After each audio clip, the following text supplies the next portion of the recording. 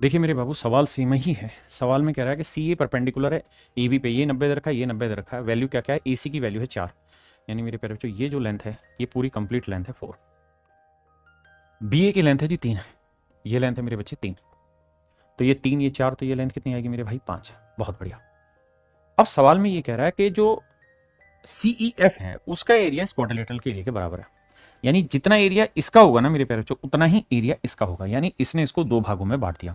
Figure थोड़ा वैसे नहीं बना जैसे आप देखना चाह रहे हैं, फिगर थोड़ा सा सिंपल बना हुआ है, लेकिन ये जो लाइन है ये कुल मिला के इस ट्रायंगल को दो इक्वल एरिया में मेरे प्यारे बच्चों बांट रही है, ऐसा सवाल कह रहा है। हाँ जी भाई लक्षित जी। तो सवाल में कह रहा है कि भाई फिर एक्स की वैल्यू बताइए, मतलब मेरे प्यारे बच्चों ये वाले पार्ट की वैल्यू निकाल के बताइए क्या होगी। अब देखो मेरे बच्चे, हम कर क्या सकते हैं। हमें ये पता है कि अगर किसी ट्रायंगल की साइड है 3 4 5 है, राइट एंगल है, तो उसका एरिया होगा half into base into height, 3 गुना 4। भाई 3 गुना 4 12 हुआ, 12 का आधा 6। इसका मतलब मेरे प्यारे बच्चों इस राइट एंगल ट्रायंगल का एरिया आ गया 6।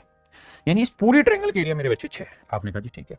अगर पूरी ट्रायंगल के एरिया 6 है तो नेचुरल है इस वाले ट्रायंगल के एरिया 3 आएगा। आपने कहा जी ये बात भी सही है। तो मेरे प्यारे बच्चों, अगर मैं सी एफ की लेंथ को ए मान लूं, सी एफ की लेंथ को ए मान लूं, तो मुझे बताओ कि इस ट्रायंगल का एरिया क्या होगा। इस साइड को मैं बी मान लेता हूं, तो आप कहेंगे देखिए सर इस ट्रायंगल का एरिया हो जाएगा half into base into height. तो बेस है ए और हाइट हो गई बी, और ये एरिया मेरे प्यारे बच्चों किसके बराबर है 3 के। तो बी की जो वैल्यू आएगी वो आएगी 6 अपॉन ए। भाई 3 दूनी 6, ए बटे चला गया। इसका मतलब मेरे प्यारे बच्चों इस बी की वैल्यू आ गई 6 बाई ए। अब आप यहां सिमिलरिटी अप्लाई कर दीजिए मेरे प्यारे बच्चों, या ट्रिग्नोमेट्री वाला फंडा इस्तेमाल करते हैं। अगर मैं इस वाले एंगल को ले लूं तो यहां टेन थीटा क्या होगा, परपेंडिकुलर अपॉन बेस, तो 6 अपॉन ए और अपॉन में ए। जबकि यही थीटा से पूरी बड़ी राइट एंगल ट्रायंगल में परपेंडिकुलर 3 है, बेस है 4।